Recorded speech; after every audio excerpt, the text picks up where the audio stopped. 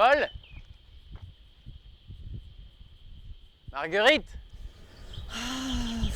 J'y arrive pas, Bon. mais c'est pas vrai.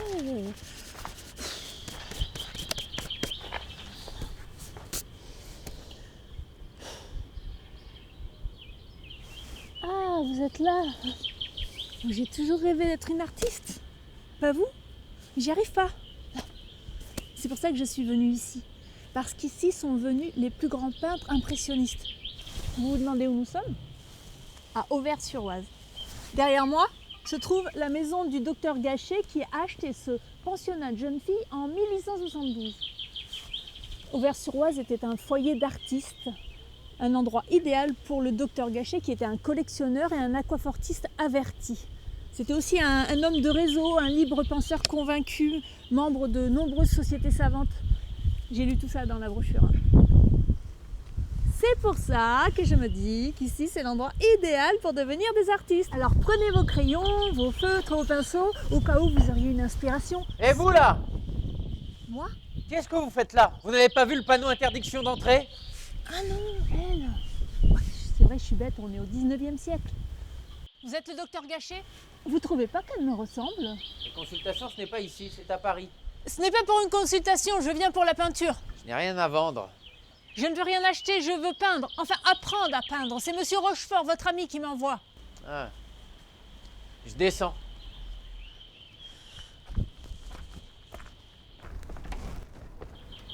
Vous êtes mademoiselle? Blanche de Rousse. Vous savez, mademoiselle de Rousse, être artiste n'est pas vraiment le rôle d'une femme. S'il vous plaît, monsieur Van Rissel. Vous connaissez mon nom d'artiste. Oui, Paul Van Rissel, qui veut dire de Lille, la ville où vous êtes né. Vous en savez beaucoup sur moi. Nous, les femmes, quand on choisit de s'engager, on ne va pas n'importe où. Avec vous, je sais que je peux apprendre beaucoup. Vous vous rendez bien compte que pour une femme, être artiste, une vie d'artiste, c'est être voué à travailler dans l'ombre. Que si un jour vous vous mariez, vous devrez prendre un pseudonyme pour peindre, parce que vous aurez épousé monsieur machin. Et alors? Peut-être qu'un jour, nous, les femmes aussi, nous aurons droit à la reconnaissance. Et puis regardez, les choses changent. Berthe Morisot, Marie Cassatt, Eva Gonzalez. Oui, c'est un bon début. Mais au train où vont les choses, j'ai bien peur que ce soit long. Monsieur Gachet, être artiste, on ne choisit pas. C'est dans nos veines. Vous le savez comme moi. S'il vous plaît, prenez-moi comme élève. Entrez. Ah oui, oui, oui, on rentre. Oh, ces murs transpirent l'inspiration. Vous sentez? Ah oui. Ah oui, moi je sens. Van Gogh disait que cette maison était remplie de vieilleries noires, noires, noires, noires. Un vrai capharnaüm. Ici se trouve la salle à manger, où seuls quelques très intimes pouvaient y entrer. C'était totalement chasse gardée. La pièce était tapissée d'œuvres de ceux qui allaient devenir les plus grands. Monet, Renoir, Guillaumin, Pissarro, Cézanne, Van Gogh et bien d'autres encore. Une collection incroyable qu'à l'époque personne n'appréciait. Ce qui n'empêchait pas le docteur Gachet d'en interdire l'accès. Bon, on va essayer d'y entrer. C'est pas par là. Ah.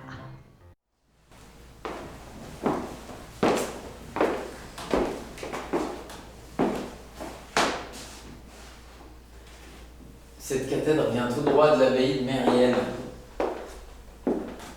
C'est ici que j'avais accroché le magnifique autoportrait de Vincent. Quand vous dites Vincent, vous voulez dire Vincent Van Gogh? Oui, Vincent Van Gogh. C'était un génie. Il a surpassé le pointillisme. Il a réussi à mélanger d'une manière moderne la forme et la couleur. Comment faites-vous pour rencontrer tous ces artistes?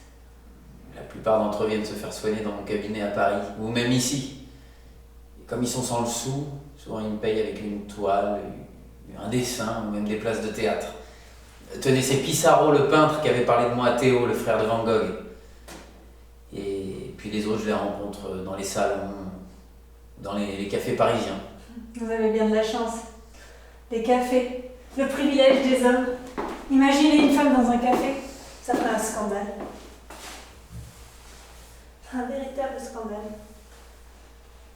Vincent a peint ma fille Marguerite à ce piano.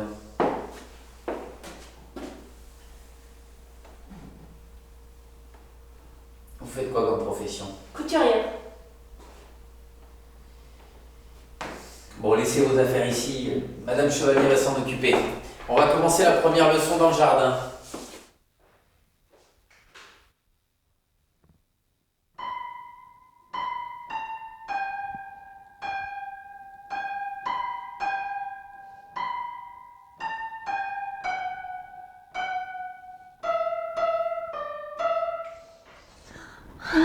Posé pour Van Gogh.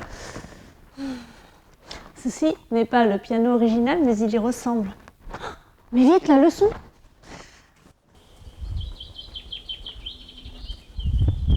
Voilà, installez-vous ici pour faire votre étude sur les coquelicots. Je reviendrai vous voir dans 1 heure. Minou! Minou, Minou! Ils sont passés où? Sur 8 chats, il n'y en a pas un qui traîne ici aujourd'hui. Minou!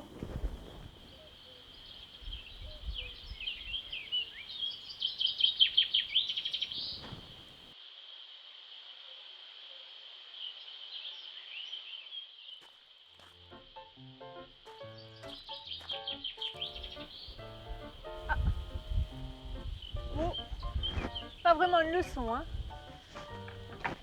Bon, explorons plutôt ce jardin.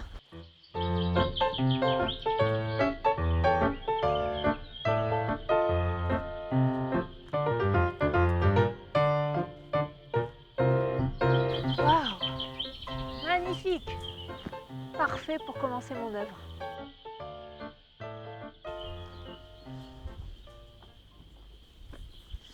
J'ai trouvé ça. Ah bah tiens, posez ça ici. Vous avez fini votre étude? Oui. Faites-moi voir.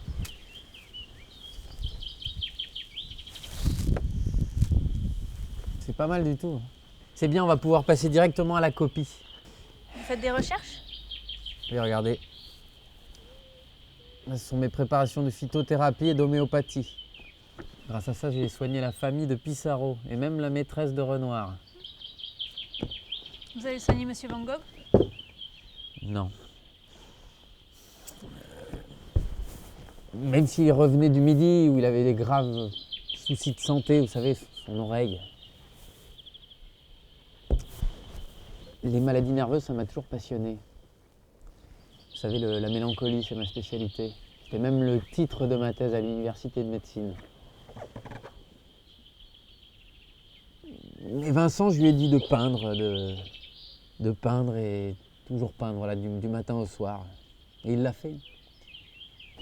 Au total, sur les 70 jours où il est resté ici, il est resté jusqu'à sa mort, il a peint 80 toiles. Vous savez, on n'a pas pu retirer la balle de sa poitrine. Il est mort 2 jours plus tard. Ici? Non, un peu plus loin, dans sa petite chambre de l'auberge Ravoux. Et il avait absolument tenu à me peindre comme ça, dans cette position un peu mélancolique, avec cette plante. Qu'est-ce que c'est? La digitale. C'est une plante très toxique, mais qui a de très grandes vertus quand on l'utilise bien. Des vertus apaisantes. Bon, il est temps de rentrer. On va récupérer un petit peu de tilleul pour faire une tisane. Comme ça, vous dormirez bien cette nuit.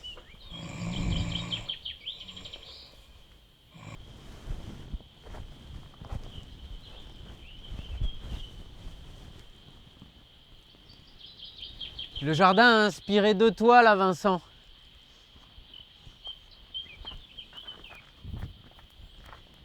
Tiens, d'ailleurs, il serait bon pour vous, je pense, d'étudier la première toile. Il y a un travail sur la perspective vraiment impressionnant. Et la deuxième? Oh, dans la deuxième, il a peint ma fille Marguerite entourée de fleurs blanches, baignée dans une lumière très douce.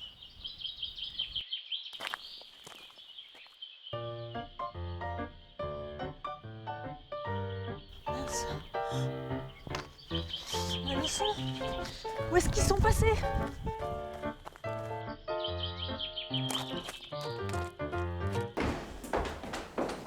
C'est ici que nous imprimons nos eaux fortes. Qu'est-ce que c'est? C'est un système de gravure. Mais contrairement aux autres types de gravures, celui-ci utilise plutôt le cuivre ou le métal. Vous savez, j'ai initié Cézanne, Guillaumin et Van Gogh. Je les ai invités à mordre le cuivre. Bon, on avait tous choisi un signe distinctif pour se différencier. Moi, j'avais choisi le canard. C'est de vous, ça? Ah oui, ce sont mes dernières eaux fortes. Vous m'apprendrez? Ah, ça se mérite. D'abord, il faut faire des copies. Beaucoup de copies. Toujours des copies. Bon, allez, venez. Ah, il commence à pleuvoir. On va monter au grenier pour pouvoir travailler.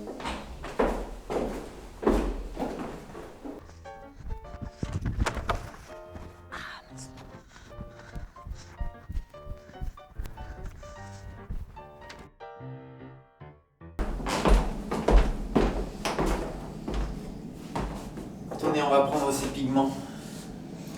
Monsieur Gachet? Paul. Appelez-moi Paul. Paul, pourquoi êtes-vous venu habiter ici? Pour que ma femme, Blanche, elle s'appelait comme vous. Ça plaît? La tuberculose a eu raison d'elle. Je suis désolée. Oh, nous en faites pas, c'était il y a longtemps. En 1875. J'étais venu m'installer ici pour qu'elle puisse respirer le bon air. Et nos enfants aussi, Paul et Marguerite. Bon, allez, venez, on va monter tout ça là. Ah, j'ai lu que les Gachet vivaient de manière très très rustique. Pas d'eau courante, une lampe qu'ils déplaçaient d'un bout à l'autre de la maison.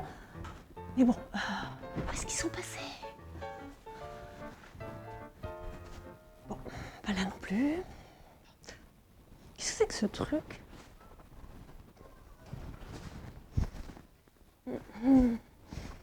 Aucune idée. Vous savez, vous? Bah, peut-être pour le vin. Mais qu'est-ce que c'est ça?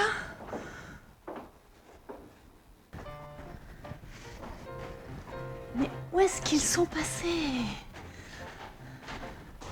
Vous écrasez les formes et faites offense à Cézanne. Observez bien sa perspective, sa lumière. Observez le contour des objets et le miroitement de la profondeur. Oui, Vous voyez? oui. Mais ce n'est pas simple, hein? Ah, pour progresser, il faut peindre et encore peindre. Ici, on travaille beaucoup. On essaye encore et encore, on teste les couleurs.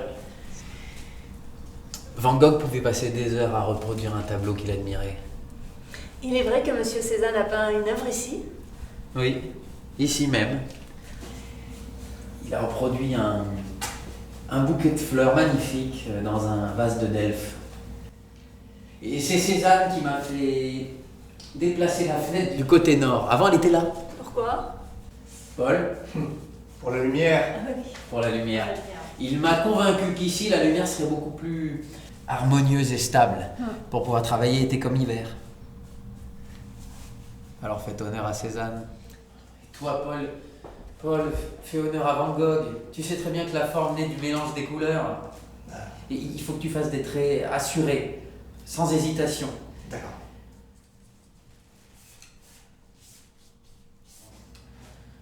Paul, là, on dirait que tu es en train de te faire une tartine de beurre. Bon, je crois que ça suffit pour aujourd'hui. On est fatigué. On va aller manger.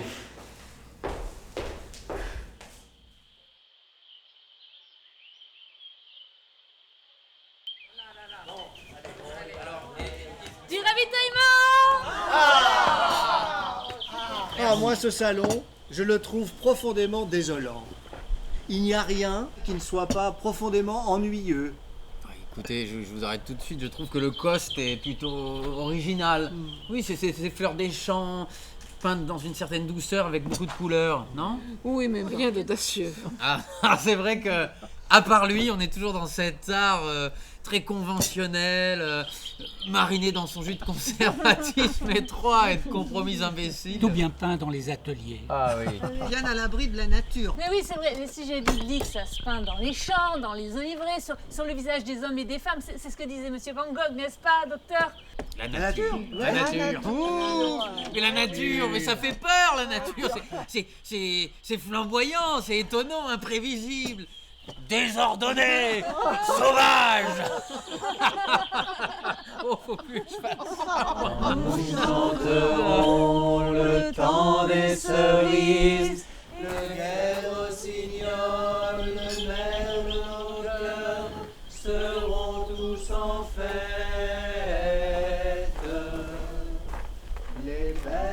Venez.